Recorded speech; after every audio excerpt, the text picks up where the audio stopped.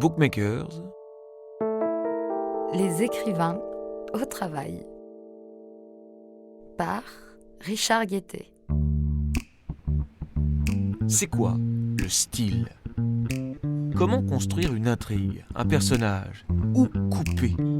Making-of des romans et essais qui ont marqué leur époque, Bookmakers écoute les plus grands écrivains détailler leurs secrets de cuisine, raconter la façon dont s'est construit petit à petit l'un de leurs livres emblématiques, à partir de l'idée, l'étincelle initiale, puis avec les recherches, la discipline, les obstacles, les conseils, le découragement, les coups de collier, la solitude, le dernier jour, la première phrase, les relectures, le rôle de l'éditeur, le fric, l'accueil critique et public, ou encore le regard sur le texte des années plus tard. Tout ça pour contrer le mythe de l'inspiration divine qui saisirait les auteurs au petit matin chantant, et pour se rappeler qu'avant tout, l'écriture, c'est un métier, un artisanat.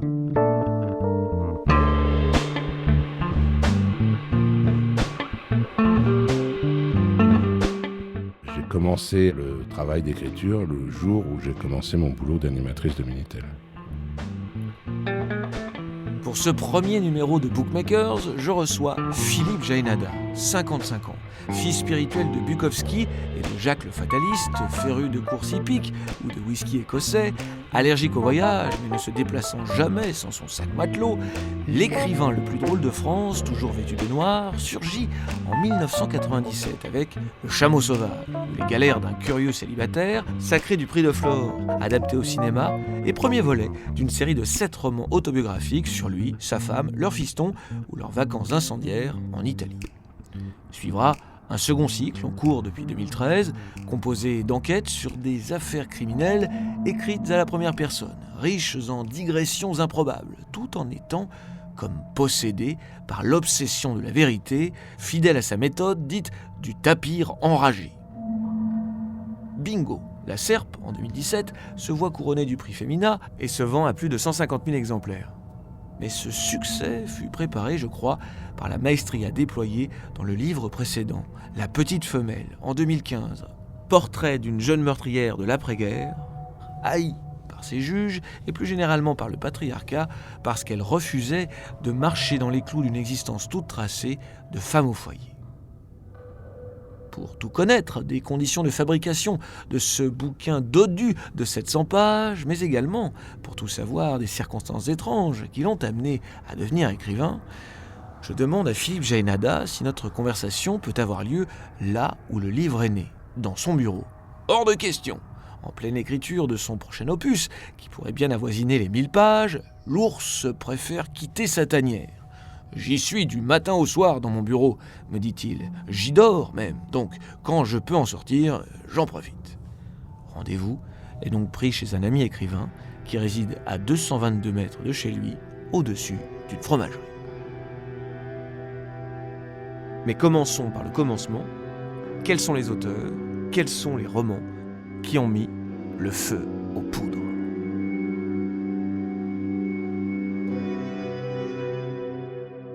Moi, vers 14-15 ans, je lis des trucs en classe, au collège, ou je sais pas quoi, qui me gonflent, qui me saoulent. Et puis, je découvre Boris Vian et je me dis, finalement, on peut écrire des trucs, des romans poétiques, rigolos, absurdes, farfelus, tout ce qu'on veut. Donc, mais pas une fois. Je me dis, tiens, je vais écrire, comme Boris Vian a écrit. Mais je me rends compte simplement que la littérature peut être forte, bouleversante. Parce que moi, je lisais Boris Vian, à la fois, ça me faisait rire ou sourire, et en même temps, je pleurais, ça me nouait les tripes. Il y a des choses fortes, profondes, douloureuses à l'intérieur, et pourtant, c'est un peu n'importe quoi. Il y a des nénuphars qui poussent dans le cœur, etc. J'ai lu tout Boris Vian, à peu près tout, entre 16 et 18-19 ans. Mais après, j'ai arrêté de nouveau de lire. Ça ne m'a pas réorienté vers autre chose.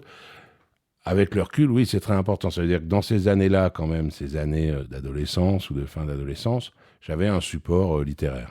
Si on m'avait pris à 20 ans, le fait que j'ai lu Boris Vian avant, extérieurement, n'avait rien changé. C'est-à-dire, à 20 ans, je n'avais pas du tout l'intention d'écrire, ni à 22, ni à 23. Ça n'a pas enclenché quelque chose, ou alors ça a semé des petits trucs qui se sont développés après. Mais en tout cas, ça n'a pas été le début d'un processus. C'est plus tard, moi, que je me suis... Qu'est-ce que vous vouliez faire d'ailleurs à l'époque ? Vous vouliez faire du cinéma ?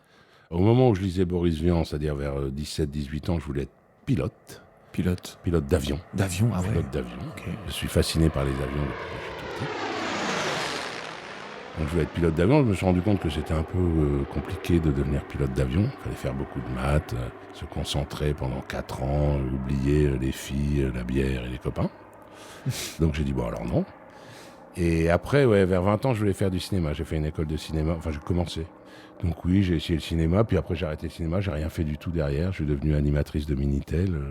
On va parler de ça d'ailleurs. Ah 1985, il semblerait que j'ai vous 21 soyez, ans, ouais. vous avez 21 ans, et il semblerait, en tout cas vous fanfaronnez pas mal à ce sujet, la première animatrice de Minitel Rose de France. Du monde. Du monde. Quoi de France? Du monde, puisqu'il y avait le Minitel qu'en France. En fait, c'était les tout débuts du Minitel, et mes grands-parents avaient ils avaient distribué, je sais pas, 500 Minitel en France à des familles test pour voir comment ils pourraient s'en servir. Et un jour, je vais passer Noël chez mes grands-parents, je vois une boîte marron, je dis qu'est-ce que c'est? Ils me disent on sait pas, on nous a donné ça, on ne sait pas ce que c'est. Et je l'ouvre, je vois un clavier, mais là, maintenant, ça paraît, moi, quand j'en parle à mon fils, il éclate de rire, mais... Et je tape sur le clavier et il y a quelqu'un qui me répond, quoi. C'est-à-dire que c'était un truc extraterrestre, mais extraterrestre. C'était avant Internet, évidemment, avant... Personne connaissait encore bien le Minitel. Je vois une annonce dans un journal gratuit parisien. Cherchons personne intéressée par le Minitel pour travailler. Et c'était en fait un travail d'animatrice. Donc je m'appelais Claire ou Sophie. C'était sur un 3615 Sexap, comme Sexapel ou Sexapil. Et donc je passais 8 heures par jour. J'avais Claire qui était un peu l'intello romantique, mais quand même, si on savait l'apprendre, bon. Et voilà. Et Sophie qui était là, chaudasse. J'avais mes 2 personnages et ça restait quand même assez soft. Hein. C'était les tout débuts. On n'avait pas besoin de grands trucs. J'écrivais au mec attends, je sors de ma douche, je mets ma culotte. Je provoquais des délires sexuels à l'autre bout du Minitel. Vous serez bientôt 2 millions à dialoguer avec un Minitel. Allez-y, nous faites été, on assure. À 21 ans, est-ce que ça, c'est déjà pas un premier laboratoire à fiction ? C'est une évidence. Je me rendais compte tout simplement, ce que je n'avais jamais fait. C'est-à-dire que vraiment, avant d'accepter ce travail d'animatrice de Minitel, j'arrivais même pas à écrire une carte postale, quoi. Enfin, j'étais vraiment loin de tout ça. Et je me rends compte qu'avec des mots à 300 km de distance, attends 2 secondes, je mets ma culotte, je provoquais des séismes de l'autre côté. Je me disais, non, je me le disais pas consciemment. Je me disais pas, la puissance des mots, la puissance de la littérature. Je sais parce qu'à partir de là, j'ai plus arrêté d'écrire. C'est-à-dire qu'à partir de ces quelques phrases débiles et très triviales sur Minitel, je n'ai plus jamais arrêté d'écrire. Ça a mis longtemps avant que j'écrive, puisque mon premier roman, j'ai écrit en 96, donc c'était 11 ans plus tôt quand même, le Minitel. Et avec le recul, oui, je me suis rendu compte que l'écriture, alors, en commençant un peu au ras du sol, au ras des pâquerettes, mais pouvait déclencher des choses qui n'ont absolument rien à voir. Entre quelques mots tapés sur un Minitel et l'excitation d'un vieux boucher à l'autre bout de la France, c'est un miracle. Même quand je faisais du Minitel, je lisais pas du tout. Hein. Je n'avais pas de livre. Maintenant, ça me paraît complètement impossible, mais je sais pas comment je faisais pour dormir. Le soir, je me couchais, j'éteignais, ou j'allais sur Minitel. Mais non, je lisais pas du tout. J'ai commencé à lire, je devais avoir 23 ans peut-être, ce qui est quand même pas jeune. Hein. Moi, je vois, j'ai un fils de 19 ans, là. S'il me disait, oh non, bon, je lis rien, je lirai dans 4 ans, ça m'inquiéterait, ça me ferait de la peine pour lui. Et en fait, c'est une fille que j'avais rencontrée sur Minitel, parce que j'avais donc mon métier sur Minitel, sur des sites de cul, où j'étais fille. Et puis, il commençait à y avoir des sites, en fait, au début, il y a quelques personnes qui ont détourné des sites qui étaient pour avoir les programmes de cinéma, ou je sais pas quoi. Et donc, il y a ce qui maintenant est les chats, les forums, les machins comme ça. Et donc, j'avais rencontré une fille, et un jour, elle est arrivée, elle m'a donné un roman petit, ça m'a rassuré, tout mince, en disant « Tiens, j'ai lu ça, ça m'a fait rire, et ça m'a fait penser à toi. » Et moi, vraiment, je ne lisais pas du tout. C'était un livre de Richard Brotigan qui s'appelle « Willard et ses trophées de bowling ». Ça se passe au fin fond des États-Unis, comme beaucoup de livres de Brotigan. Et c'est un type qui s'appelle Willard, qui est un peu simplet, et qui n'a non seulement qu'une passion, mais surtout qu'un seul talent dans la vie, c'est le bowling. Il vit avec sa mère, enfin c'est glauque, c'est sordide, mais c'est un très bon joueur de bowling, en tout cas dans sa région. Et donc il gagne des trophées, j'imagine des petites coupes en plastique ou je sais pas quoi, du bowling local.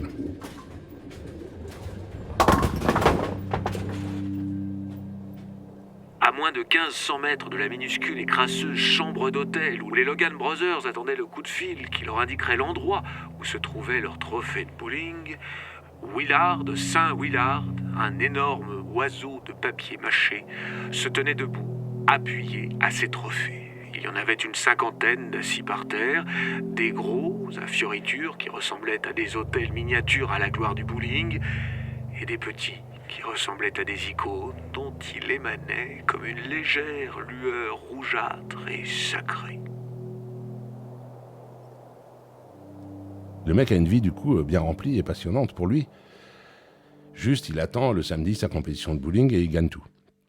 Et, chose incroyable, il se fait voler tous ses trophées de bowling par 3 escrocs locaux qui s'appellent les Logan Brothers, et qui sont encore pires que lui, puisque lui, c'est-à-dire que lui, déjà, on se dit, il consacre toute sa vie à un truc pour gagner des coupes en plastique, mais alors eux, en plus, ils les volent. Et donc, le livre, ça paraît un peu absurde, comme ça, il les vole et il se barre avec. Et lui, il devient comme fou, on lui a pris ce qu'il avait de plus précieux au monde, et donc il se met à courir à travers les États-Unis pour essayer de retrouver ces fameux trophées de bowling.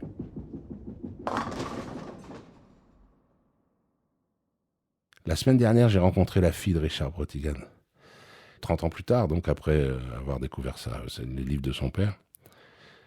Alors elle me dit par exemple que ce livre en particulier a été massacré par la critique aux États-Unis à l'époque. J'en sais n'importe quoi, c'est un mec qui court après des trophées de bowling en plastique. Et je lui dis, mais maintenant ils doivent s'en mordre les doigts et tout. Elle me dit, non, pas du tout, personne n'en parle aux États-Unis, tout le monde s'en fout et on considère toujours que c'est... Moi, ça, plus que Boris Vian, ça a bouleversé ma vie, sans doute parce que j'étais plus âgé, donc non seulement...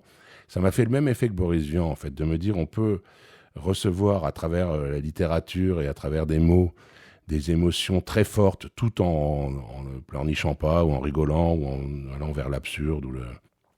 Pourquoi je pourrais pas faire ça, moi ? Mais aussi parce que je passais mes journées à écrire des conneries sur Minitel. Et je me dis, au lieu de faire ça, pourquoi j'essaierais pas, en me servant du même outil ? C'est exactement comme un mec, il a un pinceau chez lui et de la couleur, et puis il passe son temps à faire des soleils, et puis un jour il se rend compte que si ça se trouve, il pourrait dessiner des trucs plus complexes. Donc voilà, ça a été vraiment ce livre que m'a offert cette fille, Anne-Claude Renoux. Willard essaie de trouver de bowling, pour moi ça a vraiment tout déclenché, même si je me suis mis à écrire que des années plus tard.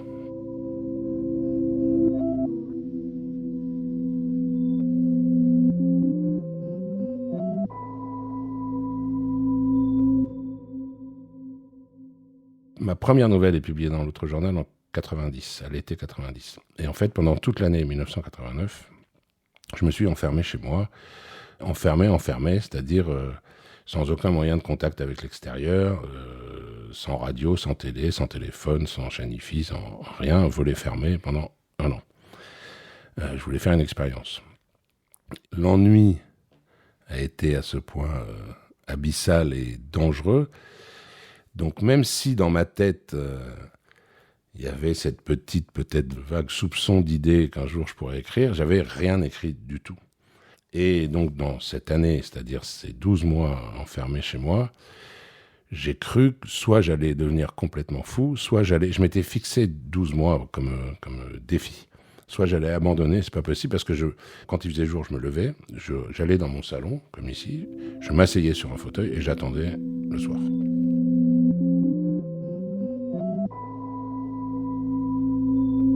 Un mois, c'est rigolo. 2 mois, on se dit, oh là là, c'est incroyable, je fais une expérience, c'est comme si j'étais sur la Lune. Et puis après, vraiment, ça devient... Je savais rien faire, ni peindre, ni jouer de la musique, ni écrire. S'il y avait eu une guitare, par hasard, dans mon appartement, si un pote avait oublié une guitare, j'aurais passé cette année à essayer de jouer de la guitare. S'il y avait eu des pots de peinture, il n'y avait rien de tout ça. Je n'avais pas d'ordinateur. Il y avait juste, comme chez tout le monde, des feuilles et un stylo bic. Et donc... à la fois pour passer le temps, si on veut, pour pas devenir fou, pour essayer de pas m'ennuyer, parce que 15 ou 16 heures par jour assis à regarder un mur blanc, c'est pas évident. Et puis aussi, je me suis rendu compte qu'en fait, un truc que la plupart des gens savent, mais c'est que l'être humain, il faut qu'il s'exprime. C'est-à-dire que là, moi, j'ai dû commencer à griffonner sur mes feuilles au bout de 3 ou 4 mois, sans avoir ouvert la bouche, c'est-à-dire sans avoir fait « Ah ». Et sans avoir transmis, j'écrivais pas non plus des lettres ou du courrier, sans avoir transmis quoi que ce soit à quelqu'un. Et donc, je sentais un besoin comme une image débile de la cocotte minute, quoi, mais voilà. Et donc, je me suis mis, en fait, j'ai passé cette année à écrire. Alors, c'est pour lutter contre l'ennui, mais pas que. C'était aussi tout simplement pour continuer à vivre et avoir l'impression d'être quand même dans la société, même si c'était une sorte de courrier qui ne parviendrait pas avant un moment à d'éventuels destinataires. Et donc, pendant cette année, j'ai écrit plusieurs, comme ça, nouvelles, tout ce qui me passait par la tête, des choses qui ne ressemblent pas du tout à ce que j'écris maintenant. De la fiction, c'était principalement. Et quand je suis sorti en 90, j'avais un ami qui, entre-temps, était rentré. L'autre journal était en préparation. La nouvelle formule mensuelle de l'autre journal était en préparation. Il devait sortir le premier numéro en juin, et moi, donc, je sors en février-mars. Et sans même me parler de ça, il me dit « Qu'est-ce que tu as fait ? Comment tu as pu tenir 12 mois enfermé ?» Je lui dis « J'ai écrit des trucs. » Il me dit « Fais-moi lire. » Je dis « C'est nul, tu ne vas pas lire ça. Allez, s'il te plaît. » Donc j'en ai fait lire une. Et sans me le dire, il a donné à Michel Butel, le rédacteur en chef de l'autre journal, ou le directeur, je ne sais plus, et qui donc l'a publié.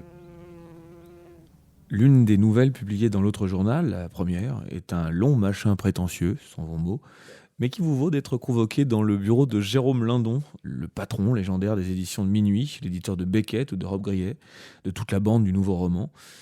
Et Lindon vous suggère d'en faire un roman, justement, de cette nouvelle. Ça parlait de quoi ? Ça s'appelait « Des guêpes et les deux mariés ». Déjà, on voit dans le titre, c'est un peu pompeux. « Des guêpes et les deux mariés ES ». Ça sent le mec qui va révolutionner la littérature. Et donc, ça parlait de rien. C'était sur la place d'un village. Il y avait 2 mariages en même temps. Tous les gens se répartissaient sur la place du village. Les mariés ES avaient l'air un peu bizarres, un peu absentes, un peu ailleurs. Et elles se faisaient piquer par des guêpes. C'est tout.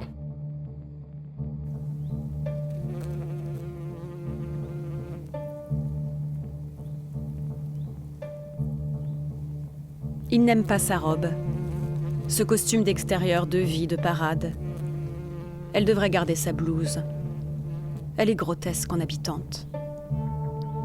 La blouse au moins l'écarte, la range à part, la laisse dans son corps de métier, pharmacienne.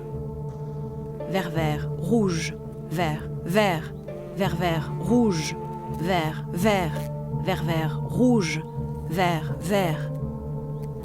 Son enseigne clignote à quelques pas de là, dans son dos, près de l'église. Vert, rouge, vert. La musique du métier l'appelle dans son dos. La musique des cachets, des flacons, des tubes, des brosses à dents, du comptoir blanc sans bonhomme. Vient la pharmacienne, à la pharmacie, en blouse.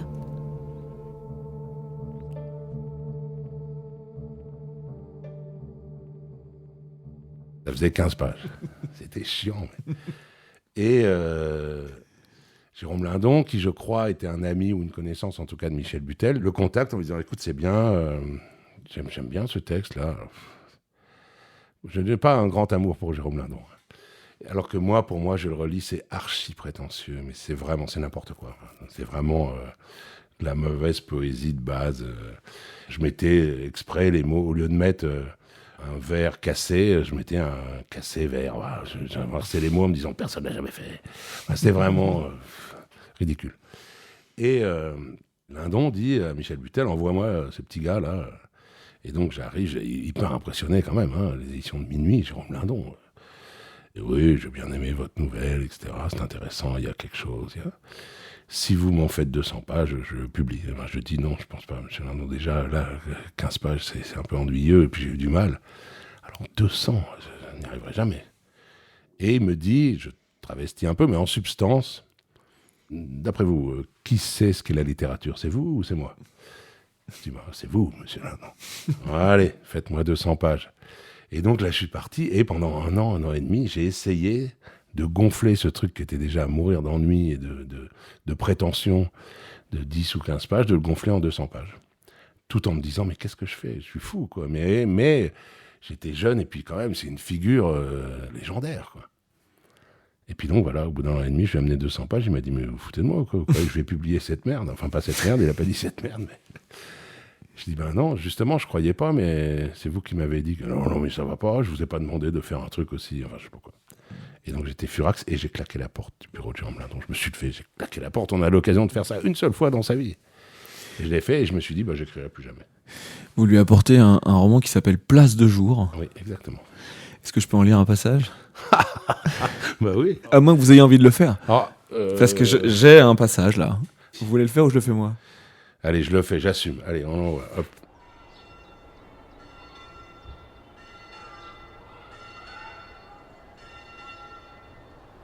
Lorsque s'estompe le léger sentiment d'embarras, éprouvé par la plupart après le riz, tous envoûtés hystériques à bombarder les deux couples en criant, dans le cyclone de grains blancs, un jeune homme a jeté ridicule un dernier grain sur l'une des mariées, puis le silence, toutes les mains vides, le remords de s'être livrés. Lorsqu'ils oublient, un peu de gaieté d'abord s'installe et les encourage. Voilà, c'est ça la vie, c'est assumer sa jeunesse. Alors effectivement, ce qu'il y a de troublant quand on lit ça, c'est que ça n'a rien à voir avec ce que Non. vous ferez par la suite, et même C'est le contraire. très peu d'années après, quand on lira le Chameau sauvage, le premier roman. Quelles leçons vous avez appris sur vous et sur votre écriture par cette expérience, par ce fiasco, et par cette rencontre avec une exigence, une école littéraire, en tout cas celle de Minuit, qui n'est pas du tout la vôtre? J'ai appris les choses les plus importantes que j'ai jamais apprises, en tout cas au niveau de ce que je fais maintenant de toutes mes journées, c'est-à-dire écrire. Jérôme Lindon en lui-même ne m'a rien appris du tout, il s'est juste foutu de moi, il m'a lancé dans un truc, il m'a dit c'est moi qui sais, et puis à la fin il m'a envoyé bouler. En revanche, le fait d'avoir fait ça était très utile pour moi, puisque ça m'a permis de comprendre que la littérature n'est pas un art en soi où on doit fabriquer des objets. Moi, j'avais une idée, je voulais raconter une scène de mariage sur la place d'une église. Je ne l'ai pas écrite comme j'aurais dû le faire ou voulu le faire. Je l'ai fait avec une sorte de modèle de la littérature que j'imaginais. J'avais lu aussi à ce moment-là, un texte de Gilles Deleuze qui disait une phrase que j'ai comprise complètement de travers. Un grand écrivain, c'est un étranger dans sa propre langue. Il ne mélange pas une autre langue à sa langue, il taille dans sa langue une langue étrangère et qui ne préexiste pas. Et donc je pensais qu'à partir de ma propre langue à moi, la langue avec laquelle j'écris une lettre à ma mère, je devais, par rapport à ça, être comme un étranger. Et donc ce qu'on a lu tout à l'heure sur les mariés sur la place de l'église, je déforme ma manière de m'exprimer pour en faire une manière, mais qui du coup n'est plus moi du tout. Alors qu'en fait, ce qu'il voulait dire, je pense, c'est que c'est déjà inné, c'est-à-dire que c'est déjà ma manière naturelle de m'exprimer, et je parle évidemment pas de moi, mais de n'importe qui écrit, est déjà étrangère à la langue française de base. Et moi, je n'avais pas compris. En fait, c'est comme si j'avais voulu raconter cette scène des mariés dans une lettre à ma mère ou à vous, Richard, et qu'ensuite j'avais pris ça comme le texte de base et que je l'avais déformé pour mettre les mots à l'envers et tout ce qu'on a entendu tout à l'heure. Et ça donne quelque chose qui ne me ressemble pas du tout. Et en fait, j'ai compris ça, pas tout de suite, j'en ai écrit plusieurs des nouvelles dans ce genre-là, mais quand Jérôme Lindon me dit « Mais qu'est-ce que c'est que ce truc de 200 pages que vous m'apportez ?» Dans un premier temps, ça me blesse. Et puis très vite, j'ai un mouvement de recul salutaire. Je me dis, non, ça ne peut pas me blesser, c'est pas moi du tout. Et là, je me dis, il y a quelque chose qui cloche. C'est-à-dire que j'ai écrit 200 pages qui ne sont pas moi, qui ne me ressemblent pas. Quel intérêt, quoi, quel intérêt. C'est comme si demain, je sors habillé avec un grand chapeau rose et un short jaune en me disant, c'est comme ça qu'il faut s'habiller, mais c'est pas moi, donc... Et en 92, 93, je décide un peu par hasard de me lancer dans un roman. Au début, ça devait être une nouvelle. J'ai été arrêté par la police de manière injuste.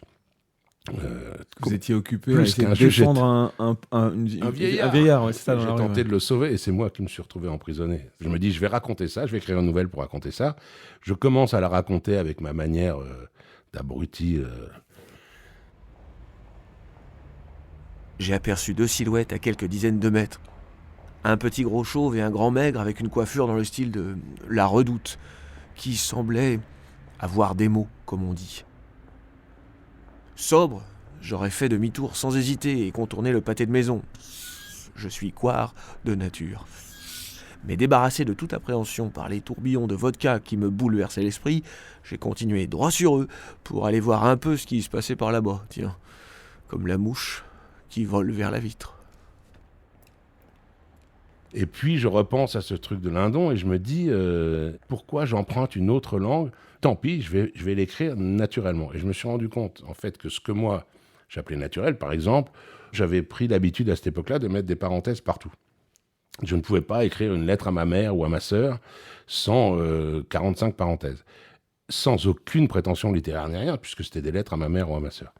Et donc, je me dis, ben voilà, je vais écrire comme ça. Et quand j'ai les premières pages sous les yeux, je me rends compte, je me dis pas, c'est formidable, je sais pas quoi, mais je me rends compte juste que ça ne ressemble pas à une écriture normale. C'est une écriture qui, pour moi, est simple et ordinaire, puisque c'est mon niveau d'expression, mais toutes ces parenthèses, ces machins, c'est déjà un décalage par rapport à une langue sans notion de bien ou de qualité ou de quoi que ce soit, mais en tout cas, c'est décalé par rapport à la langue qu'on lit dans les journaux ou sur les modes d'emploi. On n'est pas soi-même pendant quelques minutes, par ruse. Et on devient pour toujours et pour tous ce qu'on a fait semblant d'être. Quand j'ai connu Anne-Catherine pour faire le comique, je lui ai dit que j'étais dans la vie imitateur au Don Camillo, le cabaret de la rue des Saints-Pères. Je ne m'y attendais pas, mais elle l'a cru.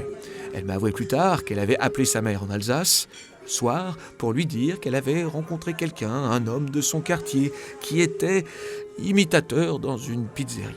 Sa mère, Martine, n'a pas voulu la contrarier, elle s'est contentée d'un « Ah !» dans lequel elle a tenté de mettre un peu d'enthousiasme avant de demander « Mais il a quel âge ?»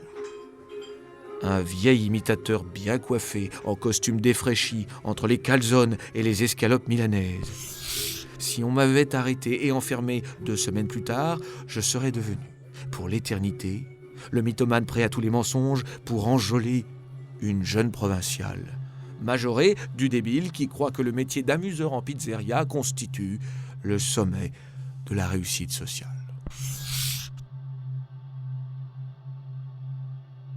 Vous êtes vous-même en train de devenir un étranger à la langue française. À la langue française, alors que moi j'avais compris à ma langue, comme si on avait tous la langue française en nous. Mais non, chacun a la sienne. Chacun a une en langue fait. française différente. Ouais. Et donc, ça m'a aidé, ce truc de minuit, à me rendre compte, en tout cas, que à 1 degré de plus, un niveau de plus, non seulement c'était plus la langue française, mais c'était plus ma langue non plus, et c'était plus rien, ça ne me ressemblait pas du tout. Et donc, je me suis dit, avec au début quand même un peu de réticence, parce que pour moi, comme pour tout le monde, la littérature, c'était un truc un peu sacré. Et là, je me dis, en fait, j'écris la littérature comme j'écris des lettres à ma grand-mère. Donc, tout d'un coup, ça perdait un peu de sa superbe et tout, mais je me suis dit, c'est en tout cas mon moyen d'expression. Voilà, le douanier Rousseau, il peint comme il peignait quand il était petit, peut-être. Donc, il doit se dire, je suis nul, je suis rien à côté de Renoir, je sais pas quoi, mais c'est intéressant quand même. Ouais, c'est-à-dire qu'il faut trouver sa propre voix. En fait, il faut laisser sortir les choses telles qu'on est. C'est le plus dur. Proust, évidemment. Proust, c'est vraiment un bon exemple parce que c'est complètement en dehors de tous les codes, les règles, tout ce qu'on veut. C'est des phrases de 3 pages, c'est machin. C'est 40 pages sur tout des détails. Ça ressemble à Proust. C'est Proust. Et personne d'autre que lui ne pouvait faire ça. Maintenant que je suis vieux et sage, on me demande des conseils des jeunes auteurs qui me disent comment je peux faire pour écrire. Et je dis, t'as pas à t'inquiéter parce que c'est déjà à l'intérieur de toi si tu es un bon écrivain ou pas. Le mieux que tu as à faire, c'est d'essayer de t'approcher le plus de ce que tu es. Et si c'est pas bien, c'est pas bien. On a une espèce de magma à l'intérieur. Il faut qu'on arrive à le traduire le plus fidèlement possible. Et après, il n'y a pas à désespérer. Soit on n'a pas une prouesse à faire pour réussir à écrire un bon livre ou un bon texte. En l'occurrence, quand on s'est rencontrés pour la première fois, vous et moi, en 2005, j'ai pas attendu trop pour vous montrer des nouvelles que j'écrivais à ce moment-là. Et vous m'avez envoyé des conseils auxquels je continue de penser. Et parmi ces conseils-là, il y avait celui-ci. Si vous êtes drôle et détraqué, clair et cinglé, un peu tordu ou à l'écart, il faut que vos textes soient détraqués, clairs, cinglés, drôles, un peu à l'écart ou tordus. C'est à ça qu'on reconnaît la bonne littérature, quand le texte est l'auteur. Moi, c'est ce que je pense sincèrement. C'est-à-dire qu'évidemment, n'importe qui se mettrait à écrire tout ce qui lui passe par la tête en ouvrant les vannes, je ne pense pas que ça ferait quelque chose d'intéressant. Le seul truc sur lequel il faut travailler, m'avez-vous dit après, c'est le sujet. Pas la structure ni la narration, juste le sujet, l'histoire, les choses qui se passent, Ensuite, la structure et surtout le style, ça va sortir tout seul. C'est déjà en toi, petit Claude. Alors, je ne sais pas pourquoi vous m'appeliez petit Claude à l'époque. Sinon, encore une fois, c'est vexant. Ça veut dire que d'autres pourraient y arriver et que tu n'es pas unique. Et ça, mon cul, oui. Mais bien sûr, trouver la structure, ça demande du travail. Ça suffit pas d'être soi-même. Il faut aussi réfléchir à la manière d'organiser sa voix, sa langue, ce qu'on a à dire. C'est pour ça que c'est un long travail passionnant, intéressant et qu'il faut surtout effectuer. C'est quelle forme, que ce soit dans la narration, dans la phrase en elle-même, dans tout ce qu'on veut, dans le choix du sujet, quelle forme doit prendre ce que j'écris pour que ce soit le plus proche possible de la matière première que j'ai à l'intérieur et qui est constituée de plein de choses, qui est à la fois pour que ça nous ressemble. Et là, il y a des tas d'outils différents, mais c'est un travail qui est sans fin. Je pense que dans 20 ans, j'essaierai encore d'affiner certaines choses et j'y arriverai peut-être pas, mais... À suivre sur arteradio.com.